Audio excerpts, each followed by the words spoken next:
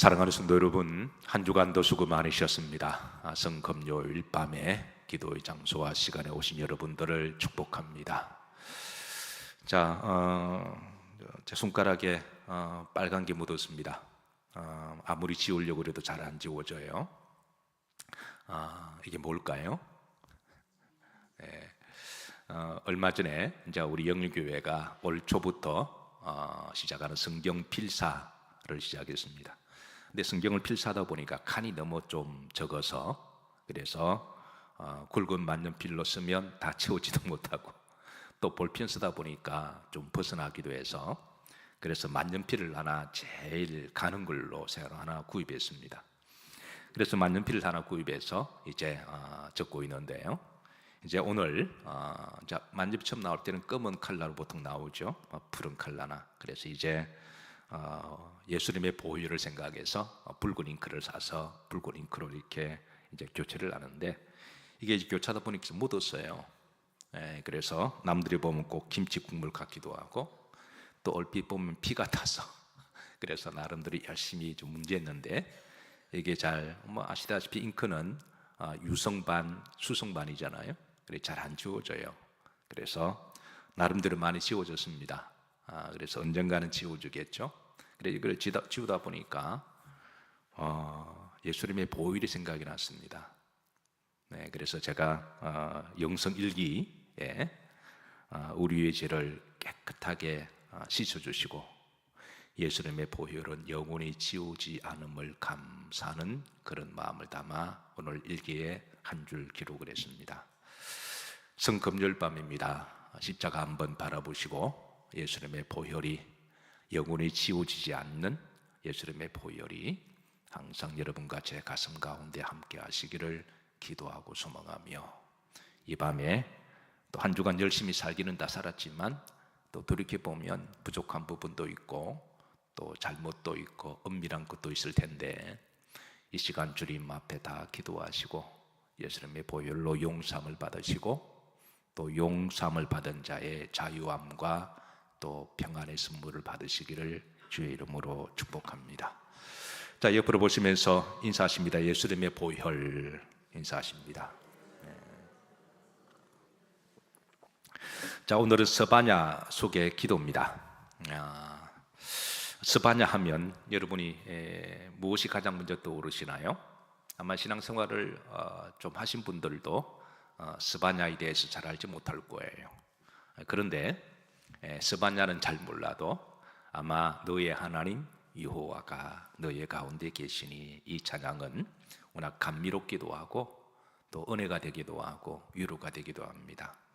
저도 신앙생활을 처음 시작했을 때 성경을 다 통독하지도 못했고 고등학교 때니까, 그래서 성경에 또 누가 있는지도 잘 몰랐을 터인데, 제가 스바냐를 읽기 전에 이 찬양을 먼저 제가 배웠습니다.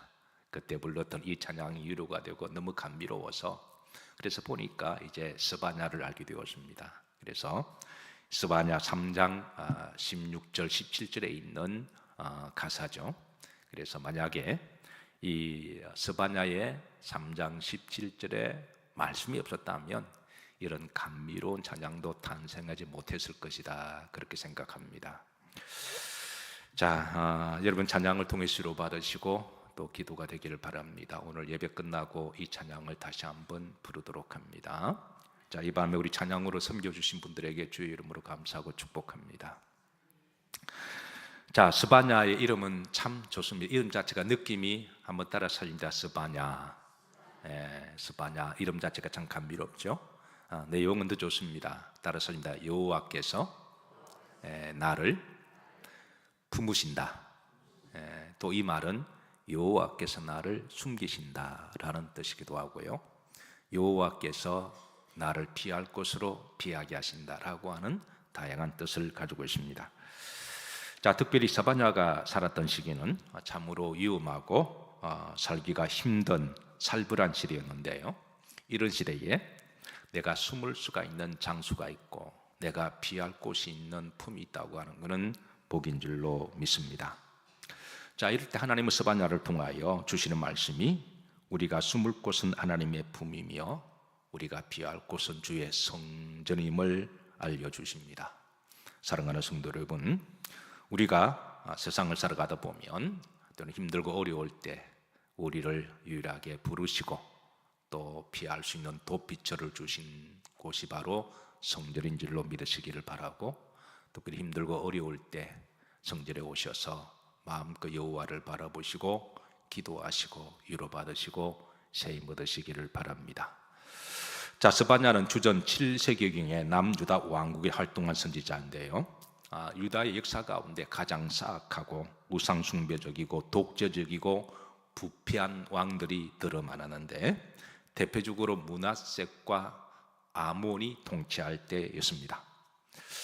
자, 이런 두 왕이 통치하던 시절에 몇십 년 동안에 이 두 왕이 유다를 통치하다 보니까 유다 전역이 우상숭배가 가득하고 또 죄악이 만연하고 또 부패가 유다의 모든 백성들의 뿌리까지 뻗어나가 있고, 그래서 특별히 이 두 왕은 독재자이기도 한데요, 그래서 나라가 정말 살벌한 그런 시대가 되었습니다.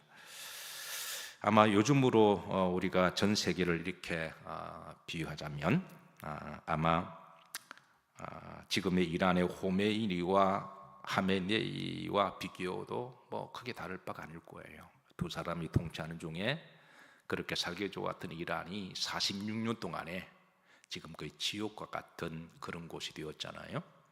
그래서 어쨌든 이런 시기에 살았던 스바냐가 하나님이 세우신 두 사람이 있었는데, 한 사람은 요시야 왕을 세우셨고 또 한 사람은 바로 선지자 스바냐를 세우셨습니다.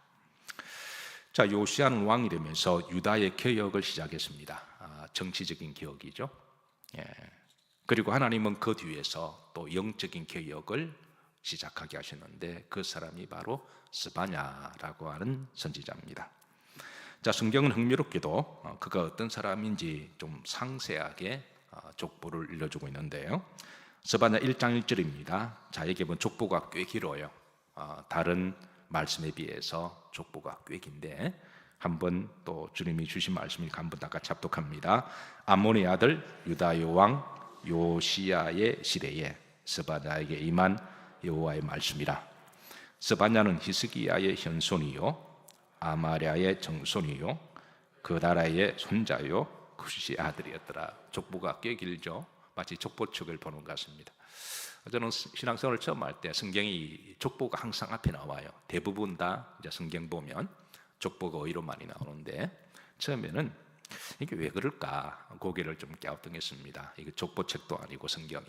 그런데 나중에 이제 하나님이 그 의도 중에 하나는 성경은 때로는 우리들에게 역사 속에 함께 하셨기 때문에 역사성을 드러내고 전가하십니다. 그래서 이 나오는 인물들은 다 역사적으로 실존했던 사람들이고요, 이 사람들을 찾아보면 실제로 그 시대에 하나님이 역사하셨던 그런 사건들이 있습니다. 다른 종교는 족보가 없거든요. 다른 종교는 역사성이 없습니다. 그래 증명이 안 되는데 성경은 놀랍게 역사적으로도 증명이 돼요. 그래서 하나님은 역사 속에 이제 함께 하시는 하나님.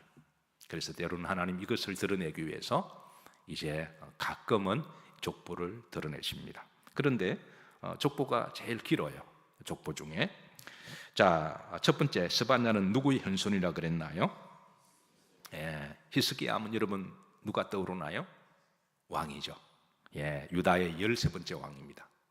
그러니까 이 스바냐와 히스기야의 관계는 이제 고조 할아버지와 그리고 이제 고조 할아버지의 손주가 되는데요, 한마디로 말하면 왕족입니다. 스바냐가. 그러니까 왕족 가문입니다. 뼈대가 있는 가문이죠. 히스기야의 이제 고조 손주가 되는 고조 할아버지가 됩니다. 자, 두 번째입니다. 그 다음에 누구의 정손이요? 아마랴. 자, 아마랴는 스바냐가 볼 때는 정조 할아버지가 됩니다. 그러니까 또 스바냐는 정조 손주가 되는 것이죠. 아마랴 이름은 참 좋습니다. 따라서 여호와께서 말씀하신다. 여호와께서 말씀하신다. 여러분 항상 주의 말씀을 들으시고 말씀을 품고 살아가시기를 주의 이름으로 축복합니다. 말씀 붙들고 기도하시고 또 말씀대로 순종하시기를 주의 이름으로 축복합니다. 자, 그다음 세 번째입니다. 그다라의 손자요 그랬습니다. 이제 그다라는 스바냐 볼 때는 바로 할아버지가 되는 거죠. 그 스바냐는 그 할아버지 얼굴을 직접 보고 그렇게 어린 시절을 자랐는데요. 자, 그다라의 이름의 뜻은 따라서 이제 여호와는 위대하시다라고 하는 뜻을 가지고 있습니다. 자, 이제 그의 아버지입니다. 자, 아버지는 누굴까요? 구시, 구시. 8시가 아니고 10시가 아니라 구시입니다. 구시 아들 스바냐 그랬습니다. 구시라는 이름의 뜻은 신실하다라는 뜻을 가지고 있습니다. 자, 성경은 스바냐의 족보를 이렇게 좀 상세하게 밝히고 있는 것은 두 가지 의도가 있습니다. 첫 번째는 왕족의 후손이다. 근데 이거보다 더 중요한 것은 신앙의 영맥을 이어온 신앙의 가정임을 드러내고 있습니다. 이렇게 오랜 세월이 지나도 이제 신앙의 명분 가정의 영맥을 이어갔던 그런 이제 신앙을 드러내기 위해서 이렇게 족보를 이야기하고 있는데요. 왕족보다 더 중요한 것은 신앙을 쭉 이어왔다는 가문입니다. 저는 여러분들의 신앙이 여러분들에 끝나지 아니하고 한 몇 대까지 여러분 이어질까요? 여러분 4대 이상 이어가시기를 주의 이름으로 기도하고 축복합니다. 또 그렇게 기도하십시다. 나만 믿고 끝날 게 아니라 나만 천국 가고 내 자식들은 지옥 가면 안 되잖아요.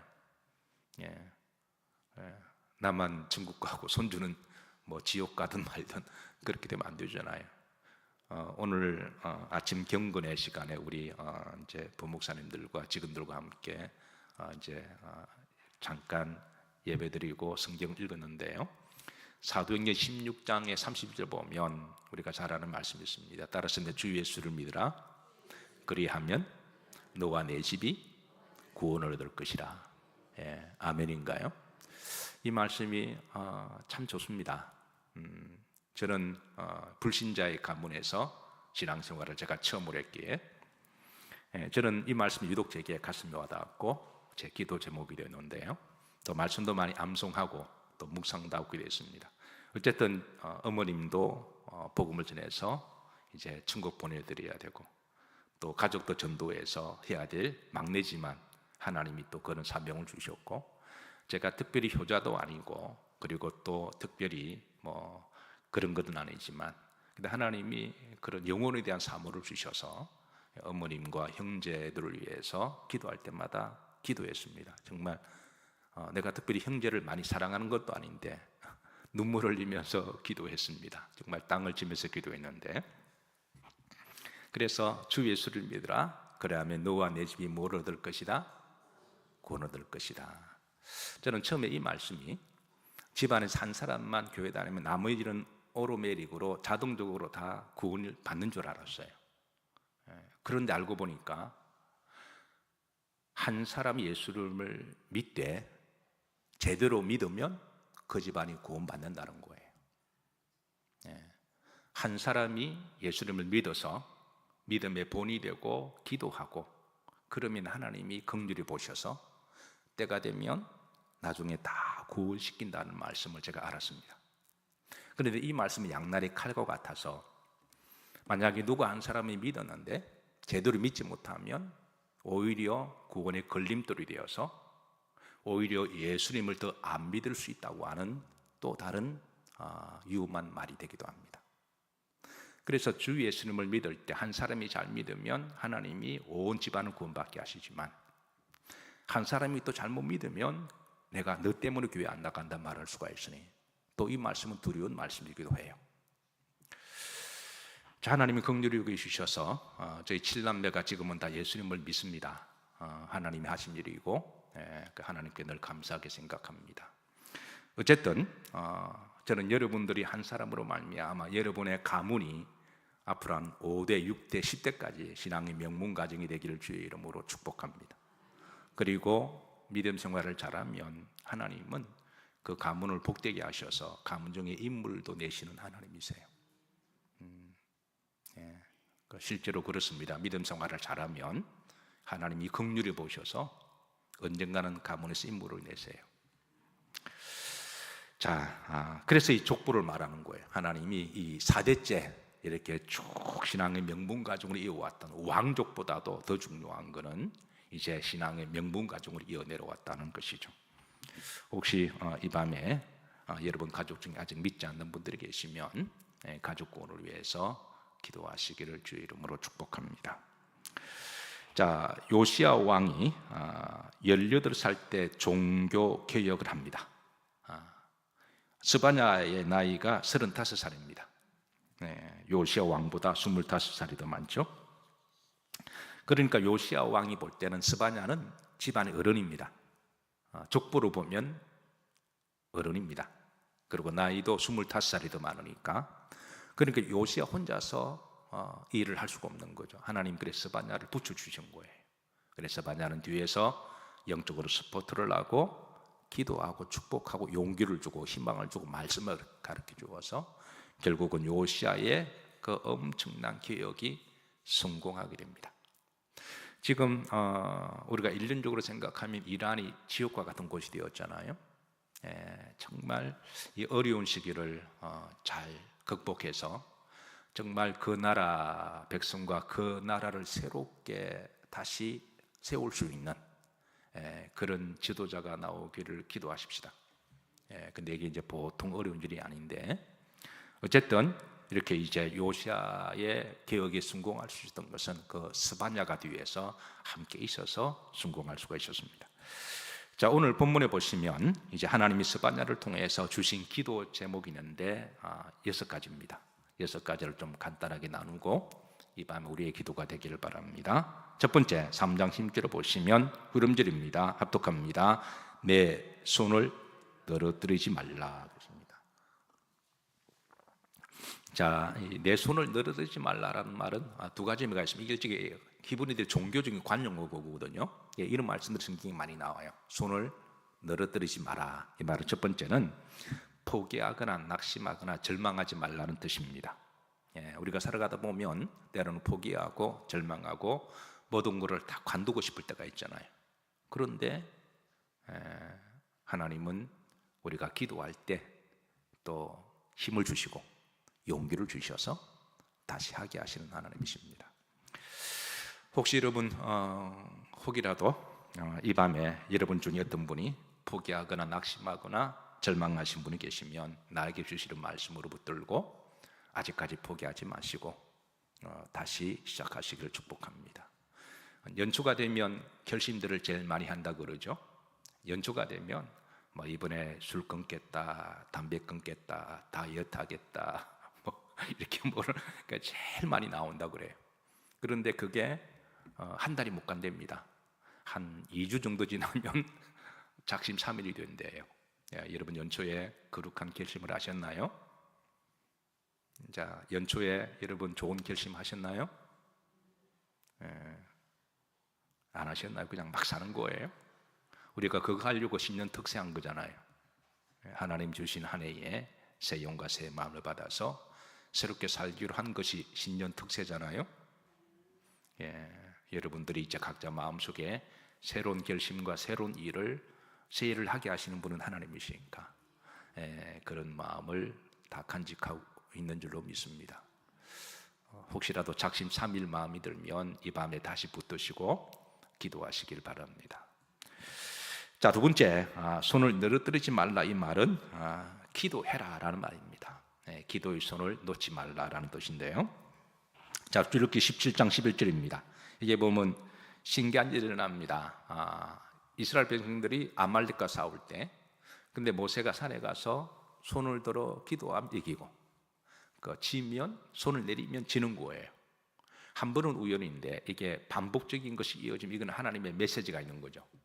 근데 반복적으로 계속 그러다 보니까 이제 17장 11절입니다. 합독합니다. 모세가 손을 들면 이스라엘이 이기고 손을 내리면 아말렉이 이기더니, 자, 이게 계속 반복되었습니다. 모세도 사람이니까 혼자 손을 들고 있을 수 없잖아요. 그러면 그 손이 아프니까 또 내리잖아요. 그럼 또 지는 거예요. 그래서 모세가 처음 우연이겠다 싶어서 보니까 그래 또 손을 들어 기도하니까 또 이기고 또 아파서 내리면 지고, 그래서 나중에 어떻게 했나요? 모세도 사람이니까 하나님 아론과 후를 통해서 오른손 왼손을 붙들어서 기도하게 하는 거죠. 그래서 그 전쟁에는 승리하게 됩니다. 15절입니다. 합독합니다. 모세가 제단을 쌓고 그 이름을 여호와 니시라 하고. 사실 이거는 언유절한 방식입니다. 일반적으로 전쟁이 나면 이렇게 하지 않습니다. 죽기 살기로 싸워야 됐잖아요. 근데 하나님은 때로는 이 방법을 통해서도 역사하신다라는 거예요. 이런 언유절한 방법을 통해 하나님이 주시는 메시지는 바로 기도하라고 하는 하나님의 말씀입니다. 사랑하는 성도 여러분, 올 한 해 여러분들이 손을 올려서 기도하면 하나님의 복된 소식이 전할 줄로 믿습니다.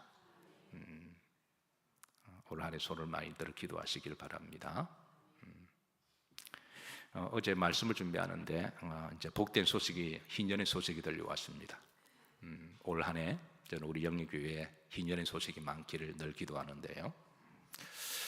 우리 이제 교회 잘 섬기시다가 이제 그만뒀던 김대광 목사님, 이제 미국에 초청을 받아서 이제 미국에 이렇게 준비를 하고 있는데, 요즘 뭐 비자 받는 게 하늘이 별 따기잖아요. 뭐 돈이 있는다고 받는 것도 아니고. 그래서 이제 작년 연말 한 10월 11월 달 때에서 좀 절망하고 낙심해서 제게 찾아와서, 목사님 안 되면 제가 다른 길로도 알아볼까요? 그러길래 기도하라고 그러시니까 더 기도하자고, 나도 기도할 테니까 기도하시라고, 기도하라고 그러시니까 그래서 알겠습니다. 이제 그렇게 하고, 그리고 이제 가끔 제가 왔다 갔다 보면 아무도 없는 성질에서 기도하기도 하고 그래요. 그래서 기도하면 여러분 됩니다. 그래서 뭐 그 과정은 다 스킵하고, 오늘 낮에 이제 가서 인터뷰하고 통과되고 너무 기쁘고 즐거워서 하나님께 보고하는 마음으로 목사님께 제일 먼저 알려드린다고. 그래서 내 식구가 이제 다 통과되어서 이제 한 일주일 정도 있으면 비자가 나온대요. 그러면 이제 그걸 가지고 보따리 싸들고 가면 됩니다. 그래서 이 좋은 소식을 그래서 함께 축하드리고 기도했는데요. 때로는 일이 잘 안 될 때 하나님이 기도하라고 하는 사인인 줄로 믿으시기를 축복합니다. 우연같이만 손을 올리면 이기고 내리면 지고, 우연이 반복되면 필연입니다. 그래서 이제 너의 손을 늘어뜨리지 말라, 이 말은 이런 하나님의 역사를 배경으로 해서 바로 관용옥으로 기도하라라고 하는 뜻입니다. 하나님 서바냐를 통하여 이스라엘 백성들에게 이제 기도하라라고 그렇게 말씀을 선포하게 하신 것이죠. 자, 두 번째, 따라서 하십니다. 너희 하나님 여호와가 너희 가운데 계신다. 자, 17절입니다. 자, 표시된 부분만 합독합니다. 너희 하나님. 자, 이게 이제 너희 하나님 여호와가 너희 가운데. 근데 너희 하나님은 곧 나의 하나님이기도 합니다. 그래서 너희 하나님, 나의 하나님 여호와가 우리 가운데 계신다. 서구 속담에 이런 말이 있습니다. 하나님은 우리에게 거친 파도가 없는 바다가 없다고 하지 않으셨다. 그러나 거친 파도 속에서 하나님을 믿는 이들에게 함께 하신다고 하셨다. 어떻게 이해가 잘 전달되시나요? 이해되셨으면 아멘 하십시다. 이게 이해가 되면 아멘 안 할 수가 없는데. 그러니까 거친 바다가 없는 바다가 그런 바다는 없다는 거예요. 어느 바다든 잔잔할 때도 있지만 쓰나미 같은 게 있잖아요. 그런데 거친 파도 가운데 하나님이 함께 하신다고 말씀하셨다는 거예요. 특별히 하나님은 성도가 힘든 가운데를 지나갈 때, 고통과 눈물이 있을 때 하나님도 함께 하길 원하시는 하나님이십니다.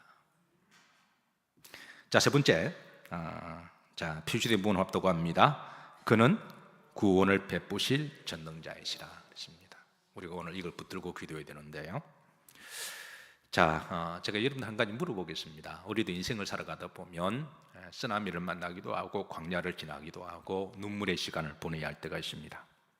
이럴 때 이제 우리가 기도할 때 우리가 붙들어야 할 기도는 첫 번째입니다. 하나님, 이 고난의 시간이 빨리 지나가게 하옵소서. 이게 기도가 되어야 할까요? 자, 두 번째는 이 고난의 시기를 통하여 영원한 하나님의 구원을 붙들어야 할까요? 자, 첫 번째입니까? 두 번째입니까? 예. 지금 이란에 엄청난 고난과 고통의 시간을 보내고 있습니다. 이스라엘 백성들은 아마 하루빨리 이 고통의 시간이 지나가기를 예망할 거예요. 이것만 지나가라, 이것만 지나가라. 그러나 우리는 이 이란을 지켜보면서 기도하는 사람들은 그냥 이 시간만 지나가는 게 목적이 아니라 이번 일을 통해서 저들 가운데 하나님께 돌아오는 구원의 역사가 있기를 기도하십시다. 그냥 이 시기만 지나가면 또 다른 이슬람의 신정 정치를 한다고 또 하메니 같은 사람이 또 나와서 또 독재를 하면 그것 말짱 도루묵이거든요. 그래서 근본적으로 저들이 하나님께로 돌아왔으면 좋겠습니다. 그 사람이 몇 명일지는 알지 못해도 아마 이번 사건을 통해서 어떤 사람들은 저들이 믿는 이슬람 종교가 잘못되었다는 걸 아마 깨닫는 사람도 많이 있을 거예요.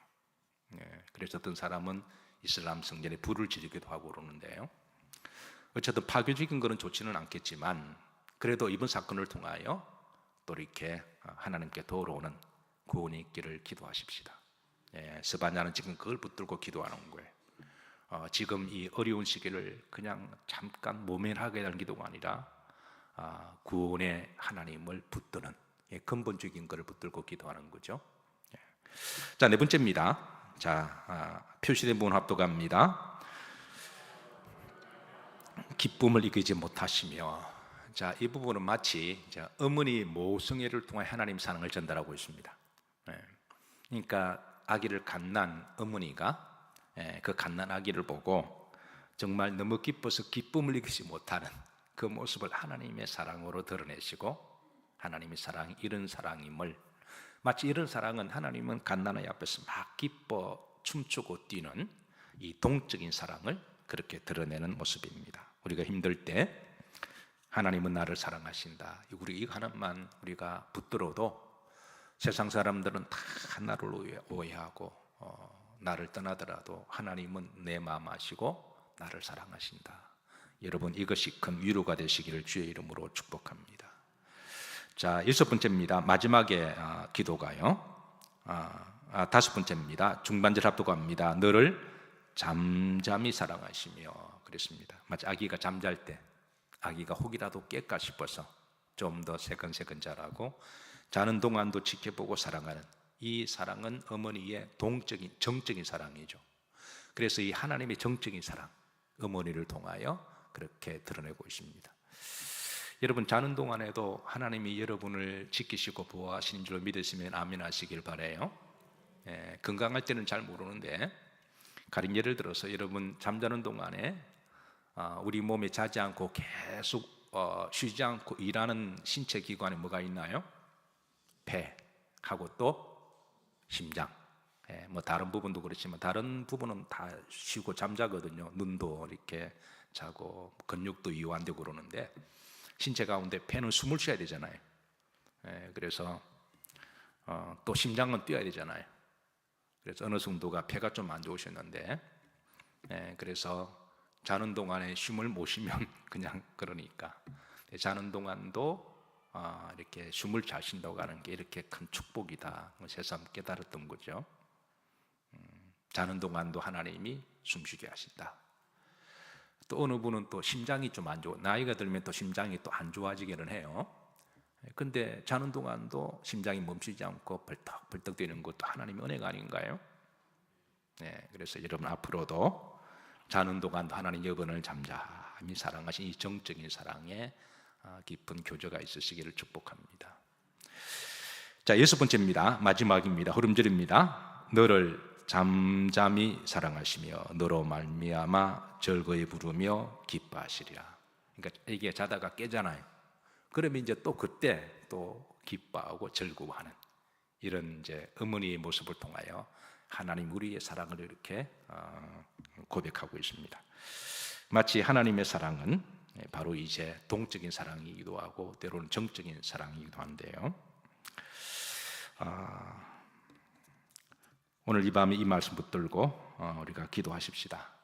개인적으로도 우리가 기도하시고, 그리고 또 이란을 위해서도 또 베네수엘라를 위해서도 이 시간 이제 이 고난의 시간이 좀 빨리 지나가서 이 고난의 시간을 통하여 구원의 하나님을 또 저렇게 만날 수 있는 그들 가운데 몇 사람이라도, 그러니까 제가 알고 있는 선교사님이 이란에 선교하는 분 계시거든요.